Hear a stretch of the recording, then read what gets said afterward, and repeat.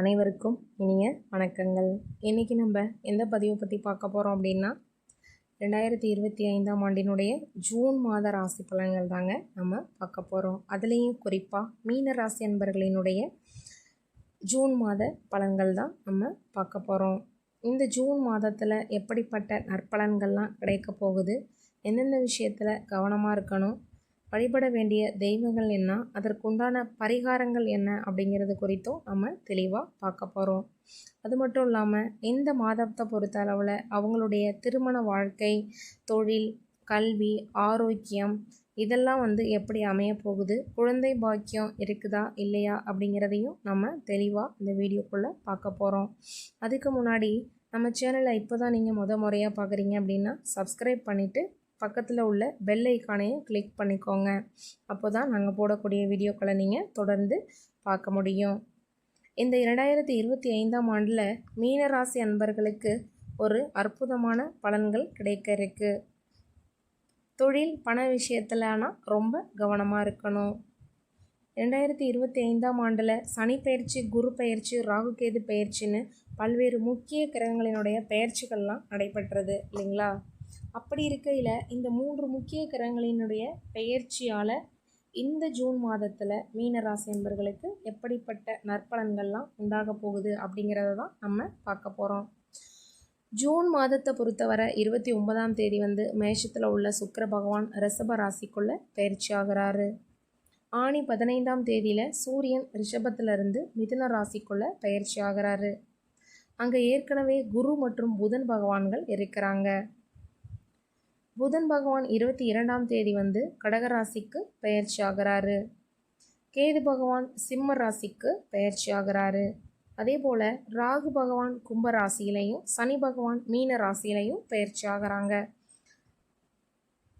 அப்படி இருக்கையில் இந்த மீனராசி அன்பர்களுக்கு இந்த குறிப்பாக ஜூன் மாதத்தில் எப்படிப்பட்ட நற்பலன்கள் கிடைக்க போகுது அப்படிங்கிறத நம்ம பார்க்கலாம். மீனராசிக்காரர்கள் வாழ்க்கையில் மிகுந்த கஷ்டங்களை சந்தித்து கொண்டிருப்பீங்க. குரு பகவான் தற்போது 4ஆம் இடத்துக்கு போயிருக்கிறதுனால ஆறுதலான காலகட்டமாக இது அமையும். 12ஆம் இடத்தை குரு பார்க்கறதுனால புதிய வேலை தேடுபவங்களுக்கெல்லாம் நல்ல வேலை கிடைக்கக்கூடிய வாய்ப்புகள் இருக்குதுங்க. 10ஆம் இடத்தை குரு பகவான் பார்க்கறதுனால தொழிலில் உங்களை கட்டாயமாக காப்பாற்றுவார். என்ன சோதனைகள் வந்தாலும் கவலைப்பட தேவையில்லைங்க. சனிக்கிழமை தோறும் காலை 1:30 மணி நேரம் 6 முதல் 7 மணி வரை மௌனமாக இருக்கிறது அற்புத பலன்களை தரும். பேசினாதான் உங்களுக்கு பிரச்சனையே. அதனால் நீங்கள் பேசாமல் மௌன விரதம் இருந்தீங்க அப்படின்னா உங்களுக்கு அந்த சோதனைகள் எல்லாமே நீங்கி நன்மைகள் உண்டாகும். சிலருக்கு பார்த்தீங்க அப்படின்னா கால்கள் மற்றும் கைகளில் பிரச்சனை ஏற்படுவதற்கு கூட வாய்ப்புகள் இருக்குது. வண்டி வாகனங்களை ஓட்டும்போது பார்த்து ரொம்ப கவனமாக இருக்கிறது நல்லது. மீனராசிக்காரர்களுக்கு குடும்ப வாழ்க்கைன்னு பார்த்தோம் அப்படின்னா கொஞ்சம் பிரச்சனைகள் இருந்துக்கிட்டு தாங்க இருக்கும். 7.5 சனி நடந்துக்கிட்டு இருக்கிறதுனால குடும்பத்துக்குள்ளே சிறு சிறு சண்டை சச்சரவுகள் இருந்து கொண்டே இருக்கும். சனி பகவான் 7ஆம் இடத்தை பார்க்கறதுனால பிரிவு பிரச்சனைகள் இதெல்லாம் இருந்துக்கிட்டு தான் இருக்கும். ஆனால் இந்த மாதத்தில் 4ஆம் இடத்துல இருக்கக்கூடிய குரு உங்களை கட்டாயமாக காப்பாற்றுவார்.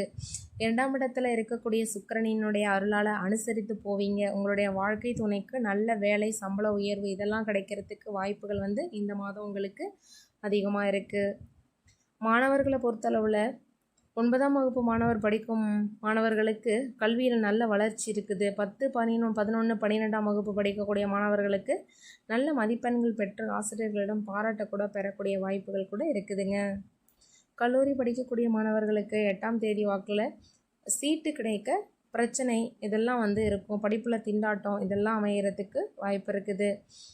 அதற்கு பிறகு கல்வியில் உங்களுக்கு அனைத்து விஷயங்களிலும் ஏற்றம் உண்டாகுங்க. ப்ரொஃபஷனல் கோர்ஸ் படிக்கக்கூடிய மாணவர்களாக இருந்தீங்க அப்படின்னா உங்களுக்கு தன் வேலை தான் வேலை அப்படின்னு சொல்லிட்டு தான் உண்டு தான் வேலை உண்டு அப்படின்னு சொல்லிட்டு இருக்கிறது ரொம்ப நல்லது. சிக்கலில் மாட்டிக்கொள்ளக்கூடாது. மருத்துவத்துறையில் படிக்கக்கூடிய மாணவர்களுக்கு யோகம் நிறைய பேருக்கு உண்டாக வாய்ப்பு இருக்குது. 2ஆம் இடத்துல சுக்கிரன் இருக்கிறதுனால அதிர்ஷ்டமான நேரமாக இருக்கும். உங்களுடைய ஒத்துழைப்பு குடும்பத்தில் இருக்கும்.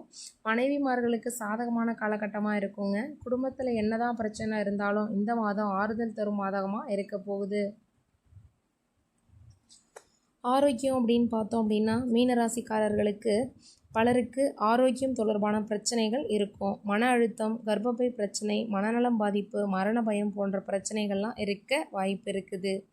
வேலையில் நிறைய அழுத்தம் இருக்குங்க. இந்த காலகட்டத்தில் நீங்கள் முருகப்பெருமான், ஆஞ்சநேயரெல்லாம் வழிபட்டீங்க அப்படின்னா அற்புதமான பலன்களை அள்ளி கொடுக்கும். அது மட்டும் இல்லாமல் ஆரோக்கியத்துக்கு ஃபஸ்ட்டு முக்கியம் உணவு தாங்க. அந்த உணவை நீங்கள் கரெக்டாக எடுத்துக்கணும். அது மட்டும் இல்லாமல் ஃபாஸ்ட்டு ஃபுட்டு இந்த மாதிரி வெளியில் சாப்பிட்றத தவிர்த்துக்கிட்டு இயற்கையான உணவாக வீட்டில் சமைச்சு சாப்பிடுங்க. அது மட்டும் இல்லாமல் உங்களுடைய மன அழுத்தத்தெல்லாம் குறைக்கணும் அப்படின்னா தியானத்தை மேற்கொள்ளுங்க. டெய்லியும் தியானம் பண்ணுங்கள். எக்ஸசைஸ் பண்ணி உங்களுடைய மன அழுத்தத்தெல்லாம் குறைச்சிக்கோங்க. 5ஆம் இடத்துல செவ்வாய் நீச்சமாக இருக்கிறதுனால தொழில் வியாபாரத்தில் சிலருக்கு பிரச்சனைகள் இருக்கும். ஆனால் 10ஆம் பார்வையாக குரு உங்களை பார்க்கறதுனால தொழில் ரீதியாக முன்னேற்றமான காலகட்டமாக இருக்கும். இருந்தாலும் வேலையாட்களால் பிரச்சனை ஏற்படுவதற்கு வாய்ப்பு இருக்குது. அதனால் கொஞ்சம் கவனமாக இருங்க. நம்பிக்கை துரோகம், முதுகில் குத்துறது இந்த மாதிரி பிரச்சனையெல்லாம் நீங்கள் நிறைய சந்திச்சிருப்பீங்க. குடும்ப வாழ்க்கையிலும் இது போன்ற சூழ்நிலையெல்லாம் இருந்திருக்கும். ஆனால் தொழிலில் நல்ல முறையில் முன்னேறும் வாய்ப்பு பிற்பாதியில் உங்களுக்கு கூடி வரப்போகுது. 12ல் ராகு இருக்கிறதுனால பொருளாதாரத்தில் மிகப்பெரிய முன்னேற்றம் அடைய உங்களுக்கு காலம் கைகூடி வரப்போகுது. இன்ட்ரா டே செய்வதை தவிர்க்கிறது நல்லது. அடுத்தவர்கள் ஆலோசனையை கேட்டு முதலீடு செய்கிறத தவிர்க்கிறதும் ரொம்ப நல்லது. நீங்களாகவே அறிந்து புரிந்து செய்யக்கூடிய முதலீடுகளில் லாபத்தை காண்பீங்க. பணவரவும் உங்களுக்கு திருப்திகரமாக அமையும். பரிகாரம் அப்படின்னு பார்த்தோம் அப்படின்னா ஒன்றும் பெருசாக இல்லைங்க. குங்கும காளியை தரிசனம் செஞ்சு எலுமிச்சை மாலை சாற்றி வந்தீங்க அப்படின்னா உங்களுக்கு எல்லா நற்பலன்களும் உண்டாகும். அது மட்டும் இல்லாமல் மதுரை மீனாட்சி அம்மனை புதன்கிழமைகளில் போய் கோயிலுக்கு சென்று நெய் தீபம் ஏற்றி வழிபட்டீங்க அப்படின்னா அற்புதமான முன்னேற்றத்தையும் தொழில் தடைகளெல்லாம் நீக்கி தொழிலில் வளர்ச்சியையும் படிப்புலையும் நல்ல வளர்ச்சியையும் ஏற்படுத்தும். அது மட்டும் இல்லாமல் பசுமாடுகளுக்கு பழம், அகத்திக்கீரை இதெல்லாம் கொடுத்தீங்க அப்படின்னா உங்களுக்கு கூடுதல் நன்மையை உண்டாக்கும். நன்றி, வணக்கம்.